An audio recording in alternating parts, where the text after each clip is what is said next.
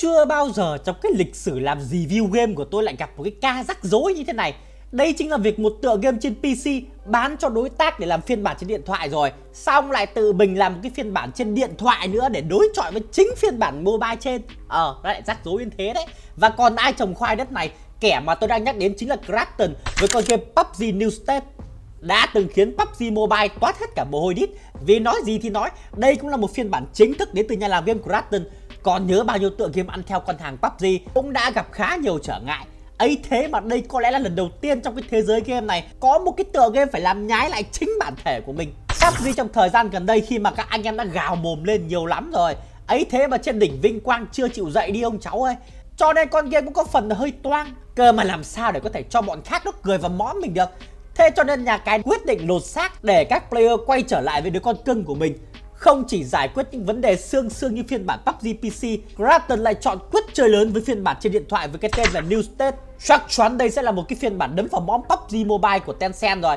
Ở trên phiên bản PC, khỏi phải nói thì ai cũng biết rằng đây là một trong những cái bước đi để lấy lại vị trí trong thế giới Battle Royale. Cứ như là PUBG chả còn cái vẹo gì nữa vì càng ngày càng đuối. Thế mà tất cả chỉ là cú thử thách lòng trung thành với các fan thôi. Vào cuối năm 2023, khi mà nhà làm game này đã chính thức quay trở lại cuộc đua một cách mãnh liệt, tung ra hàng loạt chiêu trò thay máu, update cho các dân chơi, thậm chí là còn chiều lòng những quả khó tính như ma bằng một cú cập nhật siêu to khổng lồ với bản đồ mới, xe mới, súng mới. Chưa dừng lại ở đấy là còn khiến các anh em mắt lòng mắt dạ với việc mời diễn viên hot nhất xứ sở Hàn Quốc. Nhưng như thế cũng vẫn chưa là đủ cho cái tham vọng ngút trời của mình. Mặc dù tiền là cũng nhiều lắm rồi, thế nhưng lòng tham nó vô mẹ nó đáy luôn. Nghèo cũng phải cho thằng Tèo đi học. 2 năm trước PUBG New State đã ra đời để nhằm triển khai kế hoạch thôn tính chiếc điện thoại của các anh em. Và dường như kế hoạch đó đang dần dần hoàn thiện. Cơ mà liệu có đủ để sút đít PUBG Mobile của nhà cầm quân Tencent hay không? Thì câu trả lời cho tới thời điểm hiện nay có lẽ vẫn là một cái khoảng cách khá xa. Tất nhiên, để không bị tranh cãi quá nhiều thì phía bên nhà cái đến từ châu Âu cũng phải làm một cái phiên bản PUBG có lối chơi khác biệt so với phiên bản của Tencent. Ngay từ ban đầu thì anh em có thể yên tâm một điều, đấy chính là PUBG New State là một cái thứ gì đó khác biệt, một phong cách chơi mới.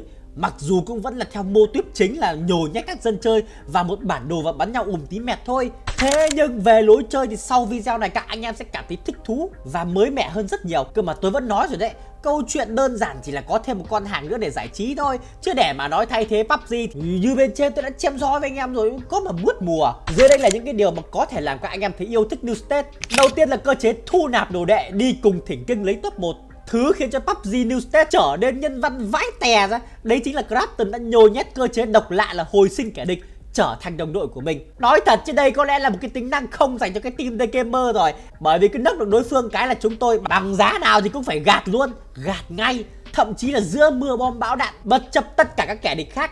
Thì cái bản tính hay sốt ruột nó ăn vào máu rồi, luôn trong trạng thái sẵn sàng lao ra trong sự ngỡ ngàng của đồng đội để gạt cho bằng được kẻ đang bị nốc. Tuy nhiên với cơ chế này của trò chơi đã hứa hẹn đây là một cái chương mới cho việc giảm thiểu đi sự toxic vốn có của những cái tựa game bắn súng. Phần lớn các dân chơi đều thích thú với điều này, bởi vì từ đây cũng sẽ là một cái cách để tạo ra những content mới cho ông vua của làng game sinh tử này. Hẳn là những anh em sáng tạo nội dung về PUBG cũng đã bí content lắm rồi.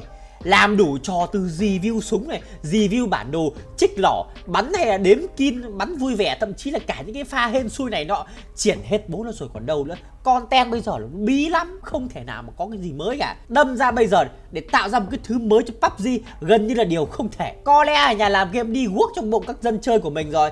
Thế cho nên để có những content mới mẻ thì việc hồi sinh và thu nạp đệ tử như thế này cũng là điều cốt lõi để biến PUBG New State trở thành một cú hit cho các streamer có đề tài mà làm. Nói thì lại bảo hoa mỹ khen lắm lời, cơ mà nhìn vào cái đồ họa của con hàng thì tôi cũng phải thốt lên với anh em một điều là mướt như Xuân Ca với Quỳnh Như vậy. Nếu như các sếp đã đủ giàu có với con máy nghe cái giá thì đáng không khác gì việc nhét nguyên trái khổ qua vào mồm, thì max setting của PUBG New State nó quá đỉnh luôn. Chơi game mà cảm giác như đang trải nghiệm phiên bản trên máy tính thì chả phải đùa. Thế nhưng đấy cũng chính là cái thứ làm cho trò chơi trở nên xa cách với phần lớn những anh em trên kênh The Gamer. Mà đặc biệt là tôi ấy, đào đâu ra tiền mà kiếm được cho mình một cái chiếc điện thoại với cấu hình dã man con ngan để chiến trò chơi này được. Với những quả mobile tầm trung, việc setup cỡ ở cao cấp thôi là dẹp ngoẹ nó đi cho sớm chợ. Thế nhưng với cái đặt cấu hình thấp thì trò chơi lại chả khác đếch gì PUBG Mobile của Tencent đâu, mà có khi lại còn xấu hơn, mờ nhạt hơn nữa cơ. Chưa kể trò chơi hút pin như nước lã, mới vật vã chơi tí test hàng cho các dân chơi nhà mình. Mà cái cục pin iPhone 8 Plus của tôi không khác thì tham gia cuộc đua chạy marathon, chạy việt dã, cứ một game là mấy chục % pin bay màu luôn. Nhưng mà đấy có phải là đã là tất cả đâu. Con hàng lại còn biến cái điện thoại của những người nghèo như chúng ta trở thành một quả bom nổ chậm, Khi mà chơi tí nóng gian cả lên, không đắp thêm một cục sò lạnh hay quạt tản nhiệt ấy, thì có khi lại gia nhập vào băng của đại ca Huấn Hoa Hồng 9,5 điểm. Tuy nhiên cái gì cũng có điểm mạnh và điểm yếu. Thứ mà khiến các anh em phải wow vì con hàng sau 2 năm update và liên tục vả thẳng vào mồm các hacker lọ, thì dường như tới thời điểm hiện tại trò chơi đã có sự kiểm soát những kẻ sử dụng phần mềm gian lận một cách tuyệt vời luôn. Để mà nói thì thứ giúp cho nhà làm game của Ratten kiểm soát được các cheater trong con game chính là việc ngay từ đầu đã cứng như quả trứng, muốn lập nick là phải có mã OTP về máy. Cũng từ đó mà các thành phần gian lận gặp ngay bài toán khó, vì cái máy có khác nào được định danh công dân đâu, không thể nào mà lập nick tràn lan hay clone để hack được. Chưa kể việc phân thấp danh cao thấp lại càng bài trừ được các tệ nạn xã hội kể trên. Vì vậy, dù thế nào đi chăng nữa thì hiện nay đây cũng là một cái trò chơi được đánh giá khá cao về hệ thống chống hack. Mặc dù yêu cầu một cấu hình nghe muốn liệm tim, thế nhưng mà dù sao với các hacker anh em mình cũng yên tâm hơn phần nào. Nói là không có hack thì cũng không phải. Thế nhưng với cách xử lý khắt khe ngay từ đầu, PUBG New State đã hạn chế được một cách tối đa cho các dân chơi rồi. Hết làm sao được, muốn thì người ta sẽ tìm cách, mà chắc chắn là cái thế giới hacker làm gì có chuyện bỏ sót trò chơi nào đâu. Vì vậy nên việc hạn chế hết mức cũng là một trong những cái điều làm con hàng trở nên nổi bật. Anh em cứ ngó qua thử PUBG Mobile mà xem. Mặc dù với danh tiếng lẫy lừng cùng những phương pháp chống hack mà nhà làm game này tung ra thì như rồng bay phượng múa, hot hay như đài. Thế nhưng một cái kết quả mang lại vẫn khiến các player phải ngao ngán. Đặc biệt trong thời gian gần đây thì phần mềm gian lận đã có dấu hiệu nóng lên và Tencent thì cũng chả có thời gian đâu mà đi xử lý cả. Dăm ba cái báo cáo cũng chỉ là cái thứ để mà các player hão huyền về sự công bằng của trò chơi thôi. Chứ nói gì thì nói, công lý cũng chỉ là một diễn viên hài. Minh chứng cho điều này chính là việc các player hoàn toàn có thể tìm được các bản mốt bán tràn lan trên mạng, thậm chí là chẳng mấy chốc gặp những cái pha bắn ảo như trích vô ven của đối phương. Thêm nữa con hàng này nói không với PC, khác với PUBG Mobile khi hoàn toàn có thể chơi được bằng cả giả lập. New State chỉ chấp nhận những thiết bị điện thoại và vô hình chung cái cách này lại khiến trò chơi có sự kiểm soát tốt hơn rất nhiều, vì rõ ràng để hack được trên máy tính thì quá đơn giản, còn trên mobile thì hơi khó hơn một tí. Kèm theo đó là bản cập nhật New Era mới ra mắt vài ngày. Tôi sẽ làm review chi tiết về em nó sau. Thế nhưng mà lại phải dành cho New State một cái bằng khen viết tay, vì hình như cái thái độ phục vụ player đã dần thay đổi.